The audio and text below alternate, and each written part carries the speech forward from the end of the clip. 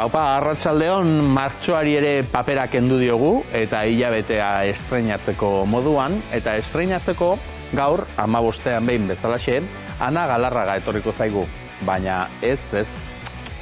Gaur behintzat ez digu COVID-a hitz egingo, badakigu bestela ere arek zaindu gaituela eta arek jarri gaituela askotan jakinaren gainean jakin beharrekoetaz, baina gaur ez du COVID-a hitz egingo Ana Galarragak. Izan ere, badakizue COVID-a zegoenean ere, kaltetuenak edo eragin gehiena zaharren egoitzan izan zuela, eta zaharren egoitzetaz ere ariko gara gaur, baina ez osasunaren ikuspuntutik, ez bestelako gaia hartuko dugu, bertaratzeko, eta gainera zinearen bidez egingo dugu.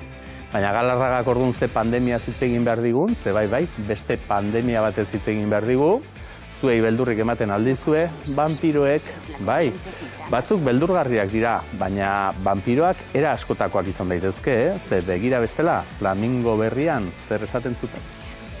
Ai, nor da bilor! Ara! Tximakia, nea, azaldu nire aurrera, armatuta nago, ala bat, ala bi, ai, utximakia, emakumea adolko besterik ez da! Ara, ez ari fantasma izan, Matin!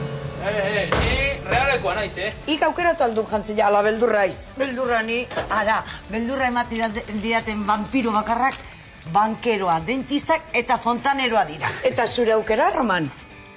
Bankeroak, dentistak eta fontaneroak, baitago mozorrorik ez duen vampirorik, baina mozorroa jarrita maskara dara joango gara. Badakizue halako errepasoa egiten ari garela, gure inauteriak zertan diren, eta gaur zuberoaraino egingo dugu, Mauleko gazteak antxe dabiltzalako, astebururo maskaradak gauzatzen.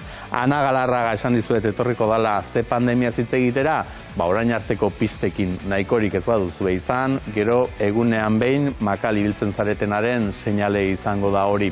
Julen Arana etorriko zaigu bere azken laburmetraia hitz egitera, izan ere laburbiraren barruan baitago kuadro goriari helduta, eta pelikula horretaz ariko gara, eta azkenik Aner Feritz etorriko zaigu, badakizue gure zirikatzaile ofiziala dela bera, azkenekoetan gainera pipertu edo ospindu xamarra, eta gaur agindu digu, gaur lan didaktikoa egingo duela. Ikusiko dugu zertan geratzen den bere tartea ere. Gogoratu non topatuko gaitu zuen Txiolandian, itzokei bekomarra EITB, eta postontzira idatzi nahi izan ezkero berriz, itzokei abildua eitb.eus, eta ez algara beltzera joango, kolore desente jarriko diogulako gaur arratsaldeari, besteak beste, Aner Feritzek hitz egin behar digulako, bertsolaritza eta beste disiplinak nola uztartzen diren. Euskaldunak bertsolariak dantzan imaginatzen alditugu, Pampi Ladux, badakizue, kantaria bertsotan ere ibiliko zen, pilotari ere bai, eta gerriak ongi mugitzen zituen, eta horregatik gaurko atarikoa borobiltzeko, lehen Flamingo berriaren irudiek gehiagorako gogo zutzi gaituztenez, bertan Pampi Laduxeren kantua, zer eta bere vampiresa kutxunari kantatuz, berak ere vampiroa izan da, berri horrek koske egiteko eskatuz. Mamu guztiei nire agina josi diet maiz, baina inorezu bezain basati hain vampiresa. Elkarri emandako aginkadak ditut gogua, zure hildako lajusuri hori dut bihotzean.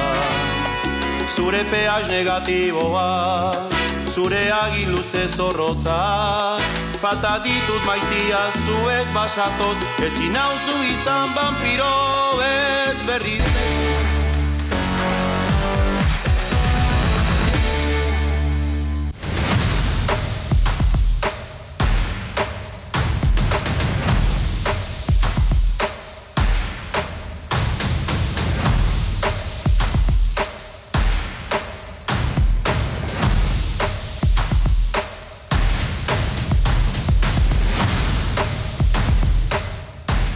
Lehengo astean gogoan izango duzue libertimenduez hitz egin genizuela eta azpimarratu genituen maskaradekin alderatuta desberdintasunak nun zeuden, baina gaur zuberoara egin behar dugu, Maule Luxtarreko gazteak hortxari direlako astebururo maskaradak gauzatzen, herri eta jakin nahi dugu, orain artekoa nola doan. Julen Gires, arratsaldeon.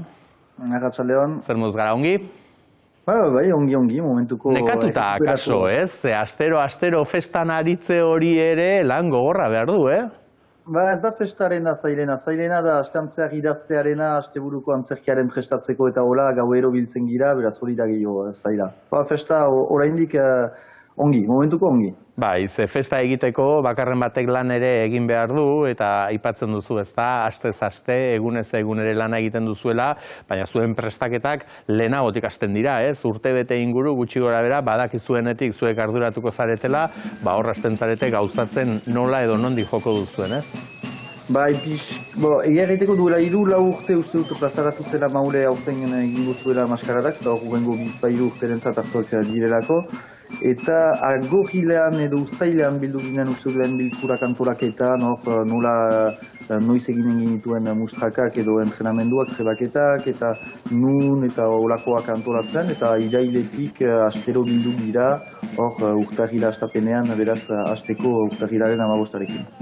Izan ere urtez urte, eskuz esku aldatzen da lekukoa, 15 urte badira, mauletarrek etzen dutela antolatzen, baina alere, ohorez ez, heltzen diozuela lekuko horri. Bai, plazerrekin eta da esperientzia bat, egiazki bizian behin gutienez egin behar den esperientzia bat, xantza dugu nik erretut beti beste provintzitako lagun eri, xilotar izatearen oberenetako bat da, maskarada batean parte hartu ahal izana, eta salbu, xantutxun uste dut egin zutela duela urte batzu eta berriz egin dute behar bada, baina da plazer bat hortan parte hartzea eta sortzea. Altzirikin, aritu zarete asteburu honetan, baina hasi bideari maulen bertan ekin zenioten, ez? Eta etxean aritzeak ere ardura berezie badu, bertako irudiak ikusten ari gara, baina zeinen ongi joan zen ikusita, gero animatuta aurrera egiteko ere bai, ez? Bai, eta gauza lehena emaite duzularik beti estresa pixkat bada, eta ez da hain ongi emaiten bada teoria eta bada praktika, eta 5 pasai aldiz eman ondoren, normalki lasaitasun gehiago bauzu, plazan baliatzen duzu gehiago, publikoarekin gehiago jolasten zira, eta hor apreziagarriago gira orain lehena baino, eta hori pero berdina da, normala da. Izan ere, zuberotarrek ederki ezagutzen duzuen maskara da, eta beraz, naiz eta ez egokitu, badakizuen nola doan, paperak zein diren, lanak zein diren, baina aurten bada berrikuntza bat, ez da, izan ere, erabaki duzue buhameen partez erratuek, eurek hartuko dutela buhameen tokia, eta hori izan da azpimarragarriena, ez, aurtengo maskaradetan. Bai, janik izan da, urte batez uste dut erdian aldatu zutela izena edola polemika bat sortu zelako gura urte batzu, eta hor nahi batzu guk ez dugu maule izanki ez dugu berba era maile bizar xurri behitzen ditugunak bagizu era maile batzu erraiten dutenak kultura edo tradizioa hola da eta ez da eta hola egin behar da eta ez besterik, beraz bakoitzari eman dugu askatasuna ze aipatu nahi zuen, nola eraman nahi zuen, eta hor da buhamen taldea edo dejatu taldea erabaki du izenez aldatzea eta beste joko baten ekartzera. Bestela bai, gainerakoetan bai ikusten dugu, ez da, beltzeriak, gorri kolorekoak, dantzariak, osagai guztiak batean badaudela, danak elkarrekin baina ez nahastuta, eta hor gainera banaketan batzutan tematzen gara, ez? Zeintzuk diren onak, zeintzuk diren txarrak, eta zuek azpimarratzen duzuena da, behar bada onik ez dagoela eta denak direla txarrak, batzuk besteak baino txarragoak hori bai. Bai, eta guztiak baliogarriak dira nahi guztiak haien tokia baute, haien mezuen pasarazteko edo haien gauzen egiteko. Hor beltzerian uzten dena, da pixkat urtean zehar egiten ahal ez duguna, hor onartua da, beraz hortaz baliatzea da ere. Eta gero, herriari errepasoa eman, ez? Eta herrian gertatutakoen kontura ere, zuk esan duzu, astez aste idatzi behar da, ez? Herri hortan ze gertatu diren, bitxikeriak edo ze pasadizo xelebreak izan diren, haien kontura ere parre pixka bat egiteko, ez da? Bai, hori da, eta da gehien bat, guk pentsatzen dugu ze mezu pasarazi nahi dugu. Kondatzea ezakit, Moskor historioak guziek badira eta erri guzitan badira, baina ez du bortxaz gauzarik ekartzen aldiz, hau zapezgoan edo erriko etxean pasaden zerbait edo hola, nintzat badu gatz gehiago eta interesgarriagoa da. Eta ez dakit orain arte manex ugari gerturatu ote den, ez da, hegoaldeko manexak gerturatu ote garen, eta bestela behintzat, manexentzat ohar pare bat ere luzatzea gaizki ez, batzutan ez dakigulako oso ongi ere nola jokatu, ez, eta manexak ere jakin behar du bere txokoa ere bilatzen maskara da horietan. Bai, bada nafartar batek idatzi zuen ustut gehiengoak etortzen dira. Aritzi Bainetek, bai. Hala.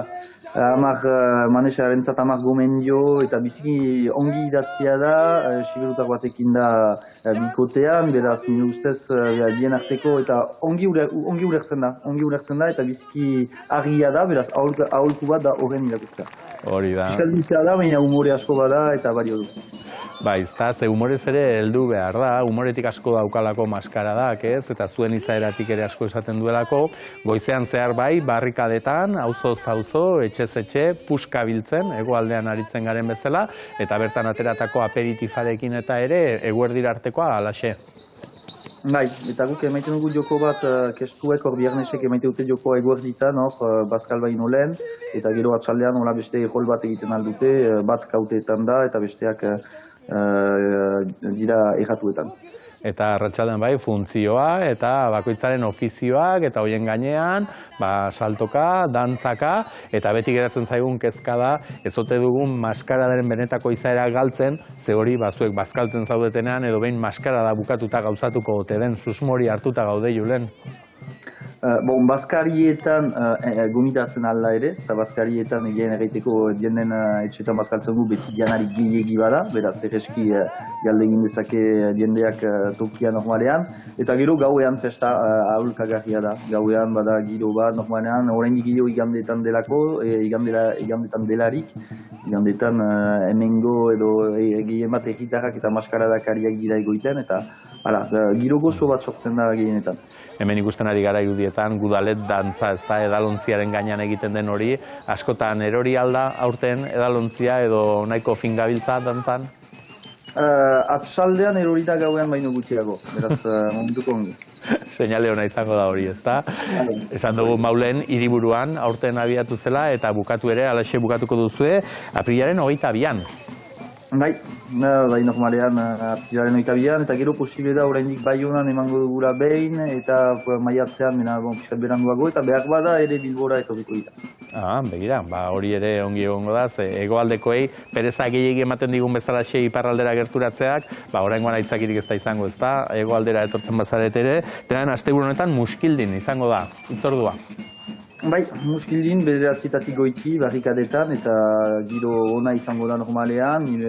Ohidura bada egin egiteko hegoaldeko jendea izatea ere eta autobus bat edo bi etortzea ara, baina normalean giro gozoa eta larun bata da, beraz aitzakirik ez biharamunean igandea delako eta etxera sartzeko denbora izango da. Esan diguzu lehen, nekeaz gain, arrotasuna eta poza ere ematen dizuela maskaradak, urtean zehar ere zuek prestaketa honetan elkartzearekin euskeraz aritzeko eta ere harreman horiek euskaldunago egiteko ere aukera ematen duela maskaradak, ez? Eta hori ere bada txalogarria.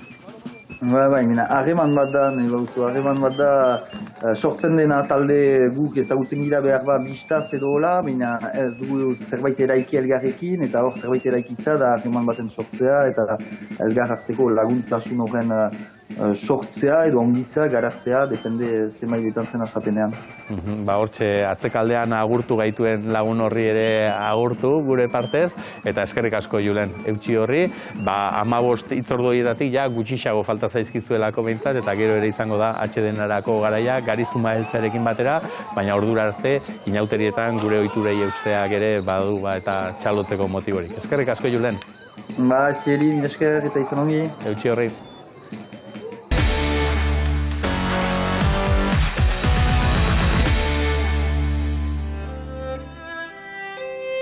Emakumezkoen kartzela frankista batean kokatzen da, eta hor gertatzen diren gauza guztiak kontatzen dira, ez? Garrantzitsua da esatea, testua testigantzetan oinarrituta dagoela. Orduan, Alberto Iglesias eta Javier Hernández Simón egin dute izugarrizko lana, ikerketa lana, ez? Hau guztia ekartzeko eta dramaturgia bat sortzeko. Gure pertsonaia erabiltzen dugu, umeen, edo kartzeletan umeak izaten zituzen emakumeen egoera kontatzeko. Nire pertsonaia ama da, kartzelan dago jaio berri batekin, eta gai hori pixka bat aurkezteko erabiltzen dugu. Honen inguruan irakurri eta pixka bat ikerketa egiterakoan benetan oso latza da, eta oso gogorra. Askotan umeak hiltzen ziren bertan, eta bertan zeuden emakumeen artean zaindu behar zuten ume hori arratoia janez esaten, adibidez, ez?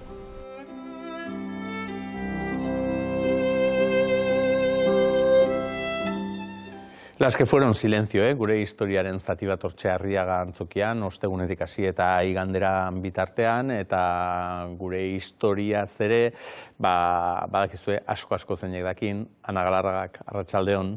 Arratsaldeon, bueno, historia... Ikusten, bai, historia ere bai. Zientziaren aldetik. Bueno, hori da, baina hori ere bada historiaren zati bat, baina nik esan dut gaur trampantojo moduko bat egingo diguzula, ze normalean zu pandemia batez ere asko xamarritze egin diguzu azken aldian, zorionez, zeinek hitz egin bagenuelako, tamalez, motiboa hori zelako, baina gaur esan duzu, behi da, pandemia batez hitz egingo dizut, baina beste pandemia batez.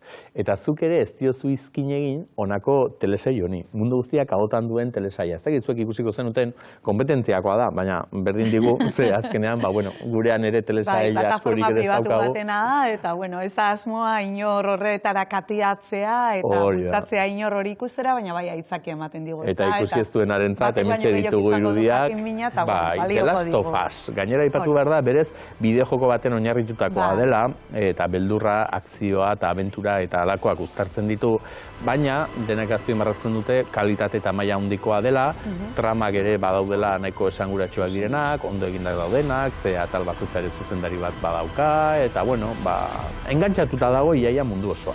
Kontua da tartean, bideo-joko zalea ez denak edo telesaila ikusi ez duenak ez du jakingo, bestela bai jakingo dute, zombiak eta vampiroak eta alakoak agertzen direla. Eta, karo, gu bezala kakati beldurti hutsak garenok, entzute hutsarekin bai larritu. Baina Ana Galarragak nola ez dion beldurrik ezeri, esan du, begira, gaur ikusiko duguna da, ea bertan kontatzen ote denak, ote daukan oinarri zientifikorik edo, vampirorik ote den, eta batez ere, bertan, eta zu jakingo duzu, baina bada ontxo bat, eta ontxo hori janda gertatzen dira gero, gertatzen direnak, eta guk uste genuen orain arte, ontxoa janda, pozointzen zinela, ura pozointxoa baldin bazen, eta bestelare aluzinazioak eta izateko, bakarren batzuk ere bestelako batzuk hartzen zituztela, baina tira, hasi gaitezen hasieratik iruditzen bazaizu, ze telesail honetan ontxo hori ze ontxo da.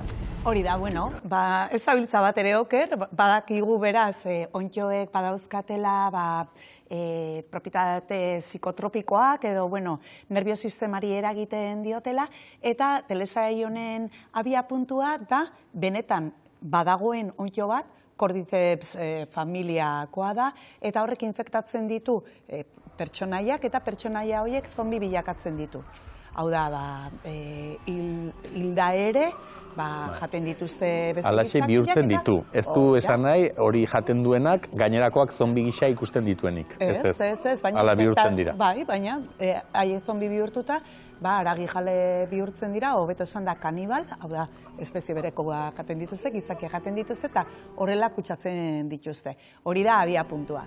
Eta lehenengo atalean bertan, atera gainera horrekin hasten da, zientzialari rola jokatzen duten batzuek, esplikatzen dute hori nola intsektuetan gertatzen den, benetan nola infektatzen diren eta baina pertsonetara nola egin duten salto. Orduan, hor etorri da galdera jendearen eta horregatik ikarri duguna. Zenbatek galdetu dizute? Bai, hori da. Horrek egiatik zer dauka? Bueno, badauka egia, bai, Cordyceps izeneko familia hori existitzen da, infektatzen ditu intsekto espezie asko, eta horien artean adibidez inurriak. Eta inurri horiekin egin zuten ikerketan horretan bertan ja zombi deitzen zieten, eta segurazko horrek eman die... Inurriak ere izan daitezke zombi bera. Bai, ze justu hoxe egiten du.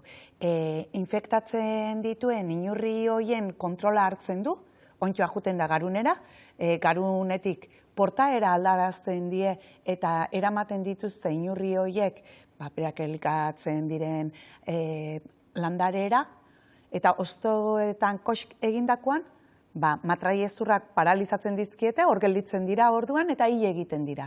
Eta hiltzen direnean, ontxoak barrutik jaten ditu, juten da hazten eta ugaltzen, barrutik jaten ditu, eta esporak askatzen ditu. Orduan, urrengo inurriak, inozente juten direnean, jatera, beraiek jaten duten landare horretara, espora horiekin kutsatu egiten dira, eta haiek ere orduan zombi bilakatzen dira. Eta hori da inurrietan gertatzen dena. Hau ez da gauza bat oso hain ezoikoa, gertatzen da beste espezie batzuekin, eta adibidez badago, kasu honetan, janda kutsatze baldin badia, beste adibidea jartzeagatik, txitxarrak infektatzen dituen beste onddo batek, ark ere portaera aldarazten die, eta kasu honetan ematen die sexurako grina. Hori da masoposa edo hori? Bai, masoposa, baina hori gertatzen da bakarrik intsektuetan. Baize bakarrik bat ontxe pentsatzen ari da. Kanaria eta sexua eta...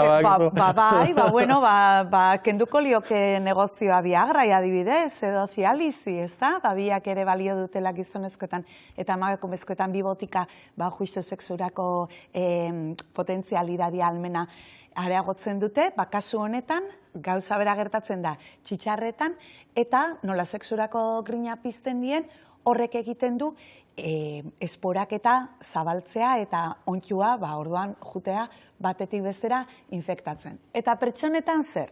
Aurreratu duzu, pertsoneketan ere badaude ondioak janezkero eragin psikotropikoa dutena. Guk beti entzun izan ditugu mongiak. Bai. Bez, horiek etortzen zaizkigu burura. Eta horien efektua ere antzekoa. Bueno, ez. Hor badago bat ezaguna, bere garaian lotu zena zombiekin edo deabruarekin, erreia arogan eta intoxikazioak gertatzen zirenean, etzekitelako, hau dana, orain azaltzen ari garen guztia, ez da, ze toksinak parte hartzen zuten eta zer eragin zeukaten, eta orduan, bada bat, claviceps purpurea izena du, eta zekaleen irina infektatzen du. Eta janezkero kutsatutako irin horrek, toksiko horrek egiten du, nerviosisteman eragiten du, eta konbultsioak, deskoordinazioa mugimenduetan eta sortzen du heriotzaraino. Orduan bere garaian hori interpretatzen zuten deabruak hartuta zeudela edo sorginduta zeudela eta heriotzaraino dantza egiten zutela. Eta, bazan gaixotasun toksiko bat, ondjoek eragindakoa kasu honetan irina jana, kutsatutako irina. Dantzan, hil arte. Hil arte. Hori kutsatuta zeudelako ez, eta... Erdiaroko irudietan eta jasota da hortxe ikusten da ez, gainean nola, ogila eta horren bidez transmititzen zen. Orduan, ez da The Last of Us teleserian bezala, baina ikusten dugu, oinarrian bada hola zerbait. Eta hori kanibalekin ere gertatzen da. Bai, arreta deitu dit, nola banandu dituzun edo desberdindu dituzun, haragi jaleak eta kanibalak. Bai. Ez? Eta, karo, gu hasiera batean sinonimotzat ere hartu genitzazke, baina zuk aipatu duzu, kanibalak direla, espezie berekoak jaten dituztenak. Eta haragi jaleak, edo zeren haragi jaten duten. Beste edo zein espezieren haragiare, bai, gu haragi jaleak gara asko, jende asko vegetariano eta veganoa ere badago, baina bestela, omniboroak orokorrian haragia ere jaten dute. Eta giza espezian ez da bat ere arraroa kanibalak izatea. Beste espezie askotan ere ezagutzen ditugu, eta gizakiok ere kanibalismoa, historian zehar, arrazoi askorengatik gaina erabili izan dute adibidez, gerratan txaia beldurtzeko, esate baterako, eta erakusteko haien gainetik zaudela, baina beste arrazoi batzuengatik bai, eta adibideetako bada, erritual modura edo jatea zure familiakoak edo zure gertukoak ere. Eta bazegoen Ginea Berrian tribu bat ezaguna egintzen, gaixotasun bat zeukatelako izena zuen kuru.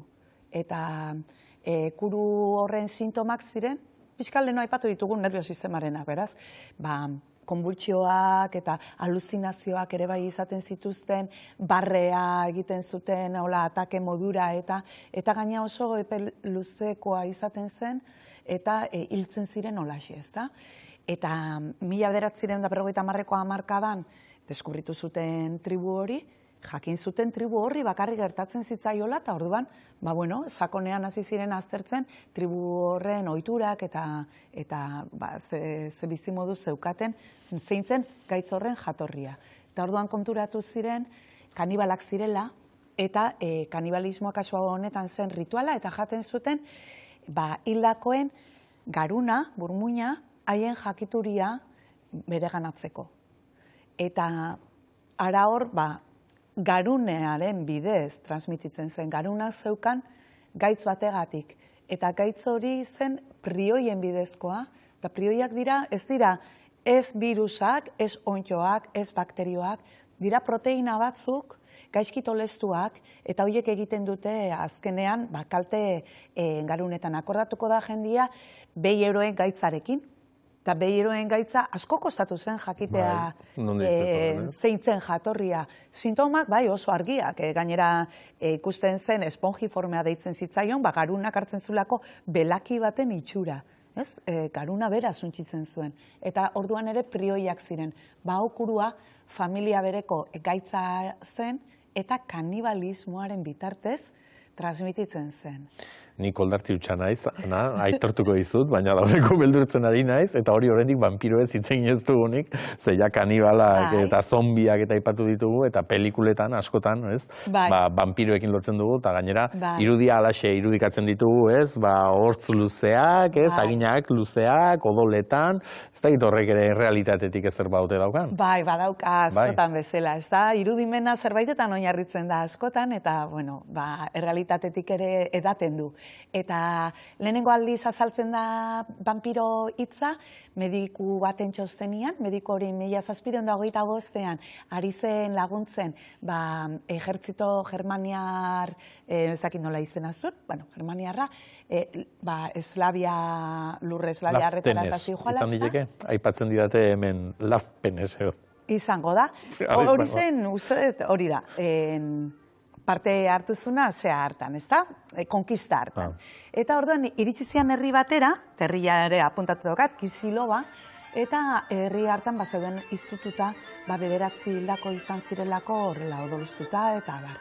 Eta hori krimen horiek nork egin zituen galdetu zutenean, hilda omen zegoen, eta orduan agindu zuen zeak, ejertzitoko buruak, lurpetik ateratzeko, desobiratzeko, ikusteko zer gertatu zen. Eta desobiratu zutenean ikusi zuten, zeuzkala hori, hortz luzeak, eta oso zurbin noski, hilda zeon, baina odola zerion eta vampiro hitza hortik etorri zen. Kontua da gerora, azaldu dute, hildakoak deskonposatzen direnean, likidoak eta jariatzen dituzte, eta orduan ez darritzeko itxura hori izatea, gainera volumena galtzean hortzak eta luzeago ikusten dira, baina ez hori bakarrik, inguru hartan eta beste inguru batzutan ere badao gaixotasun bat porfiria izena du, eta da, guk odolean, globulo gorrietan, daukagu hemotaldea, hemoglobina, hemoglobina proteinak eramaten du oxigenoa, eta gure korputza oxigenatzen du hemo horrekin. Hemo hori ez bada ondo osatzen, porfiria sortzen da. Eta porfiria gaixotasunaren sintomak dira, odol jarilloak izaten dira, azala oso zurbila, fotofobia izaten da, argitasunak ez ezu jasaten argia eta eguzkia, eta hori guztia zerekin lotzen dugu, vampiroekin orduan. Seguro asko, vampiroen mitoak hortik ere edantzun gaur egun gaixotasun hori diagnostikatzen da eta tratamendua dauka, baina bere garaian ez, eta azalpenik ez daukaten gauzek beldurra sortzen dute, eta baztertit egin. Gero romantizatu ere ala egin ditugu, bezta, nerabezaroari begirako pelikulak eta alakoak egiten ditugu, ez? Pentsatuta hori ere maitasuna eta alakoak direla. Bai, hori ja beste histori bada, baina egia da, baita histori horietan eta kontatzen da, nola bilatzen dute, gaina askotan emakume birginak izan behar dute, baina gazteen odolak, gaztetu egiten duelako odolak. Eta hori ere, urteetan eta urteetan horregon da mito hori. Eta ikerketak egin dira ikusteko odol gazteak gaztetzen oten du. Eta xaguetan ikusi dute baietz. Transfusioa egin ezkero, xagu zaharrei, xagu gazteena, gaztetu egiten dira eta hobeto daude. Baina pertsonetan, oraindik ez afrogatu inundik inora horrek funtzionatzen duenik, naiz eta badauden klinikak hori eskaintzen dutenak. Negozioa egiteko edo zentokitik. Transfusioak egiteko ez da behar baimen berezirik, eta adibidez estatu batuetan eta nahiko modan da ordaintzen duenak, jaso dezake odol gaztea, gaztetuko den itxaropenarekin. Ni larritzen ari nintzen lehen, baina hemoglobina baxuxan bar dagoetela jakin da, eta esan dituzunak esan da gero, vampiroengatik baino gehiago beldurtu naiz hemoglobinaren arengatik.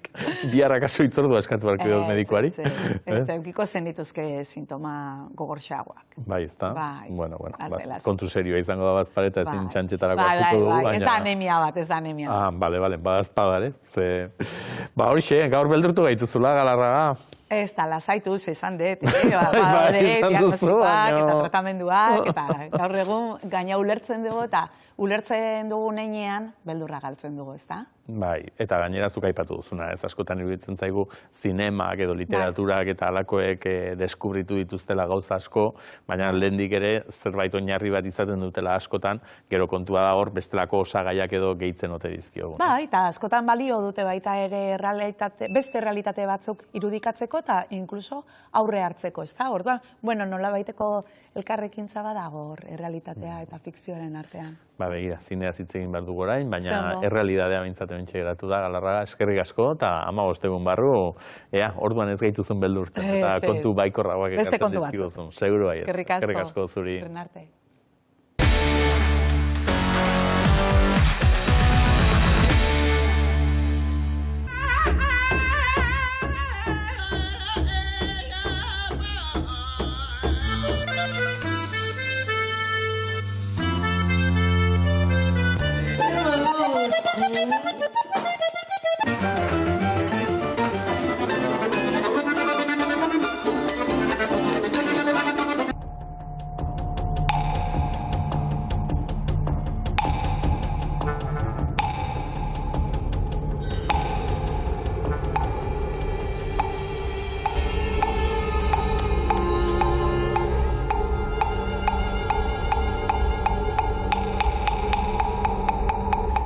Ba, hortxe, itzordua loraldirako, aurreko batean ere hementxe izan ginen Imanol Agirrerekin, arduradunekin, eta badakizu ez zenolako eskaintza antolatzen duten, eta beste kultur proposamen bat izan daiteke zinemarena. Eta jakin badakigu, Euskal Zinemak azken aldian oso albiste onak ekarri dizkigula, ezta? Badakigu Berlinen, saria irabazi zuela 20.000 espezies de ovejasekin bertako protagonista gazteak, Irati ere estrenatu da asteburu honetan, eta hori izan da Euskal Zineman inoiz izan den estreinaldirik arrakastatsuena, eta horrekin ere pozik gaude, eta pozik gaude ere hementxe delako Laburbira.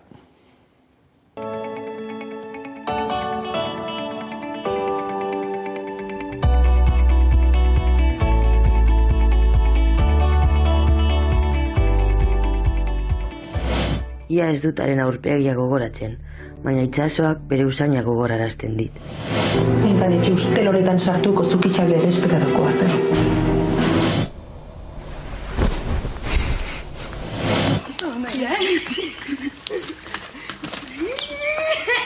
Zertara jolastuko dugu? Musean? Pues, zerbait deno jolasteko, ez? Asesino.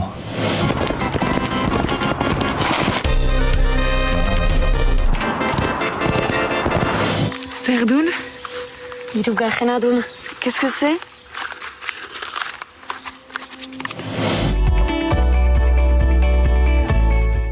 Badakizue Laburbira dela Tokikomek topaguneak eta antolatuta hortxe herri zirkuitu bat, nun alako laburmetrajeak ikusi aldiren, eta jabetu altzarete tartean Itziar Aizpuruk zer egin duen? Hauxe ez da, gu egitea itxusi dago. Itziarrek ere beragatik akaso ez luke egingo, baina bere zuzendariak aginduko zion, eta zeinek aginduko eta Julen Aranak, arratsaldeon Julen. Arratsaldeon. Izan ere zurea da, laburmetrai hori, kuadro goriari heldu, eta zuk esango zenion orduan Itziarri alakoak egiteko. Bai. Bueno, gidoian zegoen, Eta gidoian, horrek ez du balio, gidoilariari erroa botatzea, nola ez dagoela horrean? Hori Asier Duranek idatzi zuen, gidoia. Hor, laburmetrai hau sortu egin da Larrotxenen. Larrotxene da Donostiko kulturetxe bat, hori ez, laburmetrai asko ekoizten diren, eta izugarrizko lana egiten duten ez, Jon Sánchezek eta Unai Gerrak, eta aztertuko dugu, ez losa, ez dago zer barkaturik, kontua da, hori da, ez da, zuk zer horrek zuzendu duzula, zuk zer horrek ere, Larrotxenean zuzendaritza ikastaro bat jaso zenuen, Pablo Malo zuzendariarekin, eta bertan ere garatu behar izaten duzu proiektu bat. Eta proiektu hori zure kasuan izan zen, kuadro goriari heldu izenekoa. Izenburua ere deigarria zaigu, kuadro goriari heldu, hor goriari horrek pixka despistatzen gaitu, baina izango du bere motiboa, ez? Bai, da, ez, hitz joku bat, hori historian kuadro bat dago, eta pixka bat horri buruz, eta kuadro horren inguruan historia. Izan ere, aipatu duzu, kuadro bat bada, ez? Eta laburmetrajea bera hasi orduko gainera, ikusten da, izenburuetan eta hortxe, ez? Gizon bat, motoarekin gerturatzen ari dela, zaharren egoitza batera. Aipatu dut nik lehen ere, pandemian zehar, begian jarri dugula, ez? Egoera makurrena bertan zelako, eta nolabait ere horrek jabetu arazi gaitu ere, ez? Egoitza horietan eta egoera nolakoa den, bertan agertzen dira aktoren eta izenak, ez nola nahikoak gainera, eta hori ere aipatuko dugu, ez da, Olatz Beobide eta ere tartean dagoelako, baina Itziar Aizpuru agertutakoan, alaxe egiten du, kuadro batean borobiltzen duzu, ez da, rotuloa bera, ja pista bat emanez. Bai, ez, izogarrizko suerta izan zen, Olatzekin, Olatz, batez ere Itziarekin kontatzea, opari bat, berekin lan egitea eta berekin ikastea azkenean. Eta beste hirugarrena, Horazio Ubidia da, hor motoarekin ikusten genuena, ze bera iritsi da zahar egoitza horretara lanera. Eta berak gainera Argentinarra da, ez? Eta berak bai, erderaz egiten du, hasiera batean behintzat, gero momenturen batean ikusiko dugu euskerari ikasten duela, eta zergatik ikasten duen, baina hortxe harremana, ze harreman sortzen den zaindari berria, eta Itziarrek antzezten duen emakumearen artean, ez? Hori da abia puntua. Hori da, azkenean horrako gozak gertatzen diare egoitzetan, pixka bat adornatuta dago edo ez, borbilduta dago historio hontan, baina bai, hori da. Gu gainera jarri nahi genula gizon bat, zaintza lan horietan, azkenean zinaren bidez ere pixkat mentalitateak edo pixkat ikusteko moduak aldatzen aldirelako.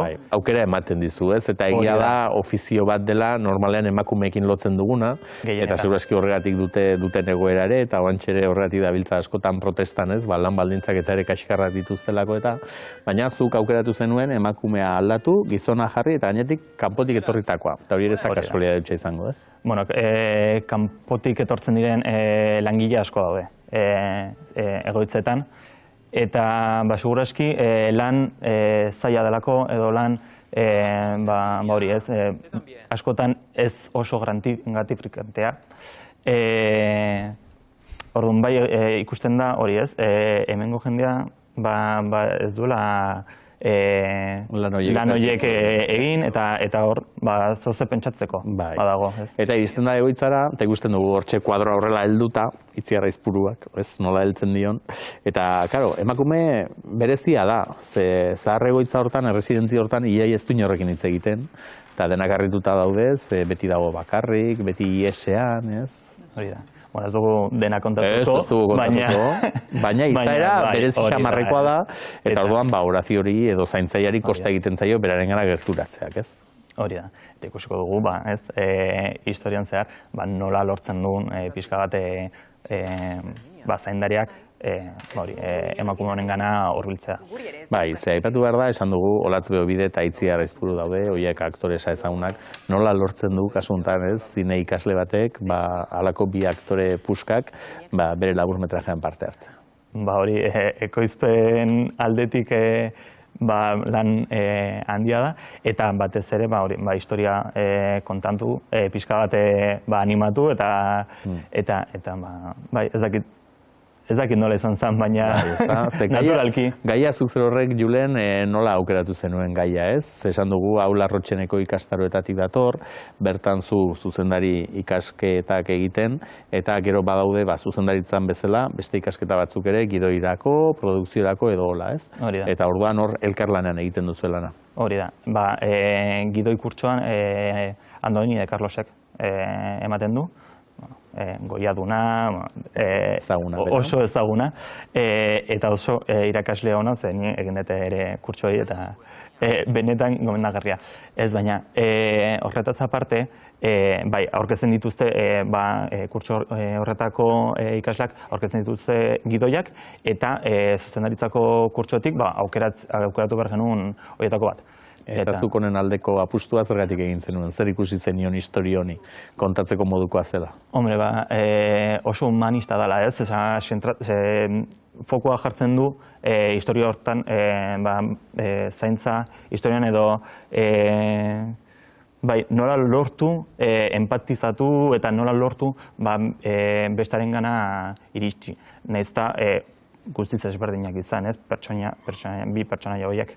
Hori interesgarria. Eta hori zinemaren bidez konta daiteke. Esan dugu lehen aktore nagusiak eta zeintzuk diren, baina noski zahar-egoitza batean, zaharrak edo agureak ere egon badaude, eta horiekin ere kastin zerebre xamarra egingo zenuen, ze eskatzen diezu beste kantuan aritzeko. Kantuan aritzeko, klarinetea jotzeko, eta, bueno, horrez, ez dira nola nahiko baldintzak, nondik hartu zen iruen? Bai, intxaurrondo badago antzerki talde polit bat, hori ez, adineko jendearekin lan egiten dutenak, eta animatu ziren. Prest daude, beti edo kasu honetan prest ziren behintzat, parte hartzeko ez. Bai, jakin da gainera bere adineko jendearen egoera eta islatzen zuela eta horrek ere erreztuko zuen, ez? Bai, uste historia polita dela,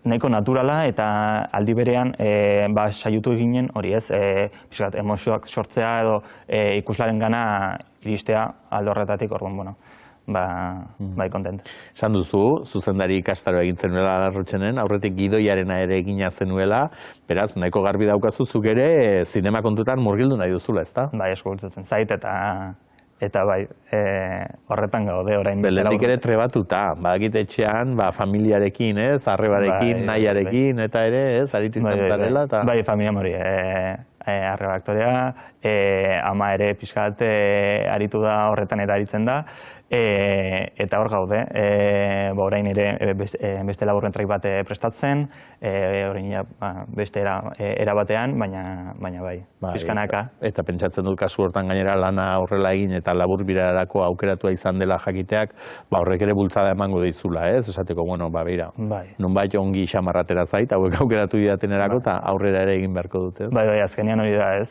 Labur biran izatea da izugarrizko suerta edo oportunitatea. Egon ginen ere Eibarko Festivalean aukeratuta. Bideoaldian ere bai, ez? Hor Larrotxeneko lanak eta erakusten dituzen hortan. Feedbacka orain arte nola izaten ari da ikusleena eta? Nahiko ona, egia esan. Eta pozik alde horretatik. Bai, ez da. Nik uste dut unkitzen duela, azkenen historia horrek adineko jendeaz eta ari garenean, ez? Eta horratzean, oraindik desbelatuko ez du histori hori edo motibo hori egotearekin, nik uste dut bihotzatxoa ikutzen dela.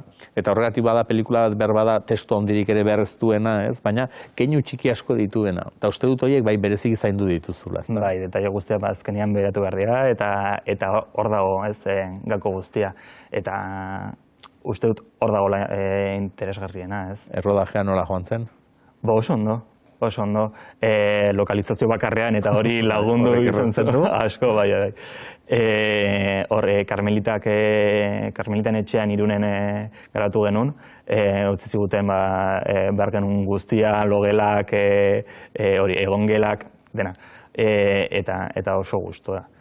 Gainera, jende asko, rodajeko jende asko irundarra da ere, iga abesbatza, ez dugu komentatu, baina hor dagoen gazten abesbatza... Koplak eta kantatzera gerturatzen den abesbatza eta... Hori da, eta bukaeran ere berriro entzutan den. Nik ez dut bukaerarik aipatu, ikusten duzu kontu zibilidar izaten da. Bakizuz, egindakioken propagandarik txarrena da lako pelikula bati spoilerra dena. Baina, nik uste dut gainera, ematen duela sorpresarako eta, ez? Ze hasiera batean pentsa dezakegu pelikula toki batetik joango dela, eta gero horako kiebro bat badago ez hor gidoian ere. Zaipatu duzu, gidoia ere ikastarotik Larrotxenetik ateratakoa delako. Larrotxenean sortzen den giroa, eta uste dut hori ere azpimarratzekoa dela, berezia, ze hor juntatzen zarete, kakotxa artean esango dut, zinemazale, zine friki batzuk, ez, pixkat, hau barrutik ere bizi duzuenak, eta oraindik ere gehiago bizi eta gehiago murgildu nahi duzuenak, ez? Bai, azkenean, bakoitzak bere gustuekin eta hori ere interesgarria da, ez, baina bai, batez ere lan egiteko gogoa eta zinema egiteko gogoarekin. Orduan hori oso polita da benetan. Eta pentsatzen dut ikastaroak eta ematen dituzten profesionalak ere, eta zuk aipatu dituzu izen batzuk izen handiak dira, haiek ere gustora ikusterekin, lekukoa zeinek hartuko egon badagoela, ez? Ba, euskaro ez, baina bai, izogorrezko suerta da ez, Pablo Malok, adibidez, ere goiaduna ikastaroa ematea, Andoni de Carlos, badakik besteak daudela, eta orain ez dakizkit,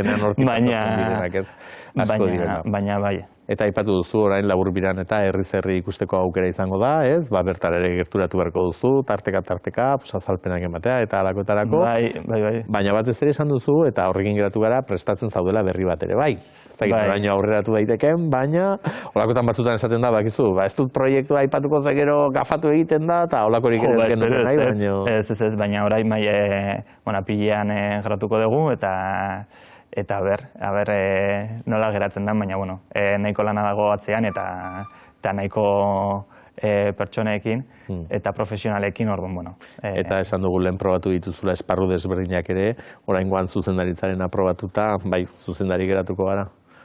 Bai, benetan... Aginduak ematea hobe, ez? Aginduak jasotzea baino. Bueno, ez da bakarrik hori, Ardura ere gero handiagoa da, Nitzat politena da denon artean sortzea eta azkenean hitz egiten duzu musikariarekin, banda sonora egingo duna, edo dire de fotorekin. Hor dago, soinua egingo duna, hor dago input pilo bat eta bisio pilo bat eta hor sortzen diren berbak edo mintzaliak oso politak dira eta berazgarriak. Zorionak, Julen, egindako lanarengatik eta ikuslei hori izango diegu, bere herri parean baldin badago Laburbira, hortxe izango dutela aukera zurea eta beste 11 laburmetraje ikusteko. Eskerrik asko eta eutsi horri. Eskerrik asko.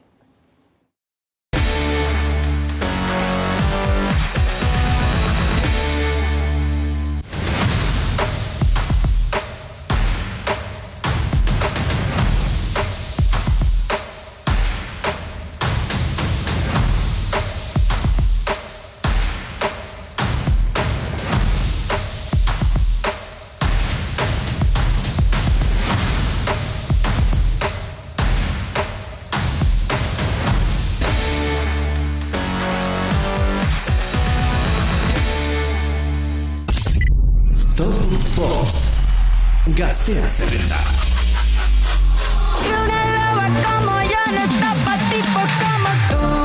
Bosgarrenean Top bostean mantentzeko asmoarekin jarraitzen dute Shakira eta Bizarrapek. 2 postu behera egin ditu ETS-ek. Laugarrenean Guretzat.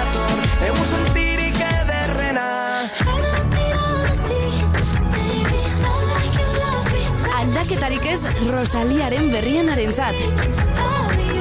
Hirugarrenean Lie Like You Love Me.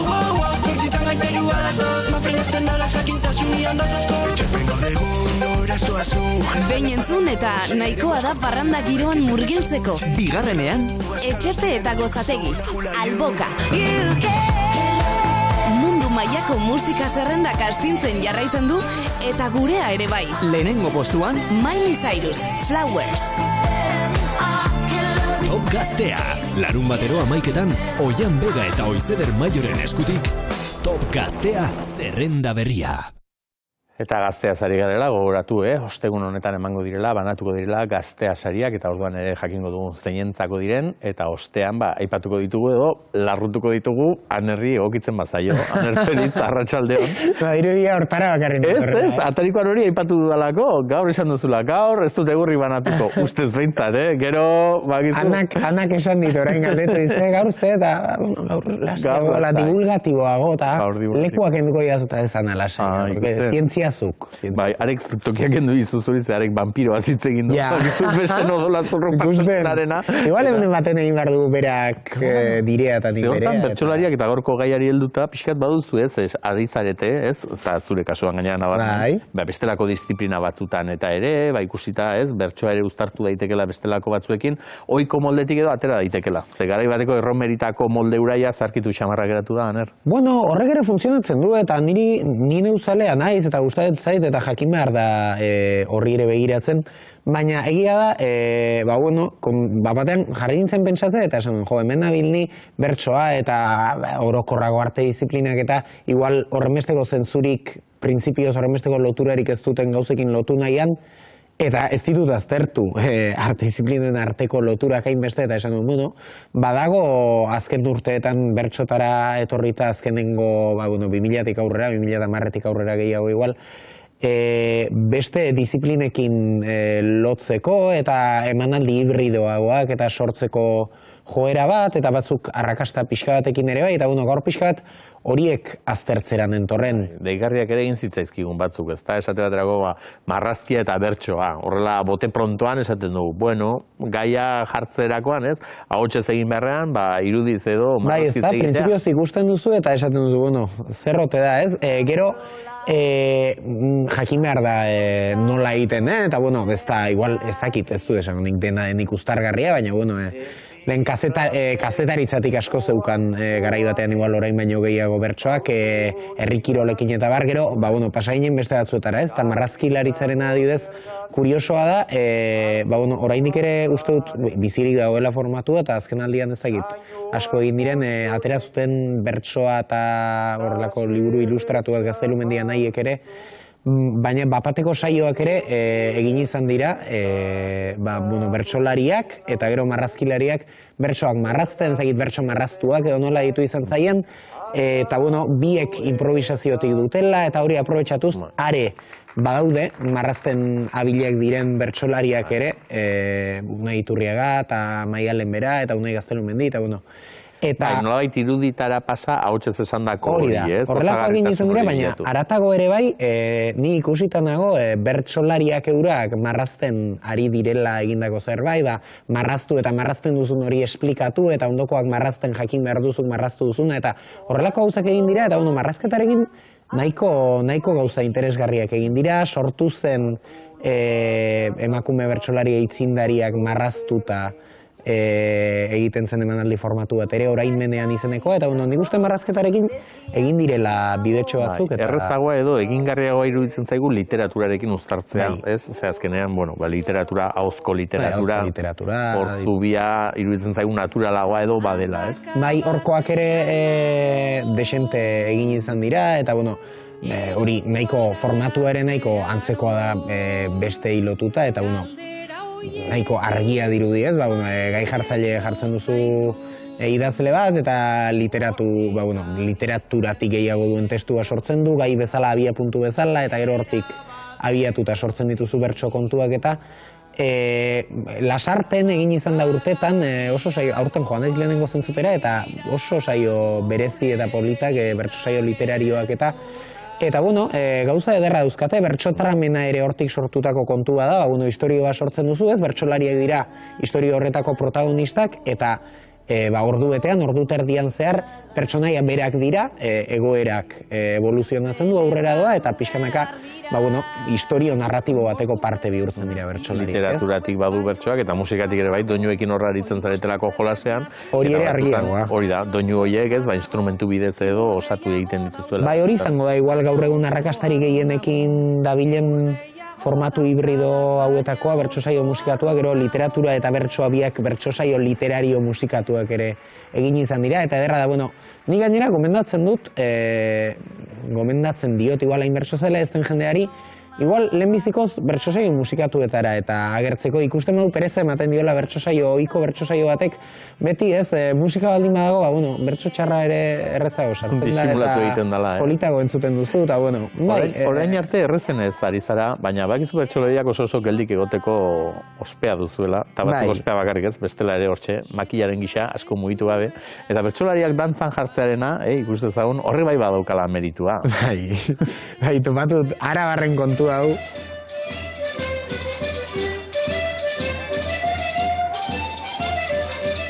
Hementxe daude nire aurrean bertso eskolako loreak, hementxe daude nire aurrean horrek ere badu, biak batera egite hori. Mundiala iruditzen zait, ez nekien, zer zegoen eginda, eta intuizioz, esaten dut, badakit ez dela askorik egin bertsoa, ez dantzarekin, ez antzerkiarekin, eta bar uztartuta, improvisatua ez behintzat, eta kuriosoa iruditzen zait asko esan nahi duelako, ez? Badaude emanaldi itxiak eta,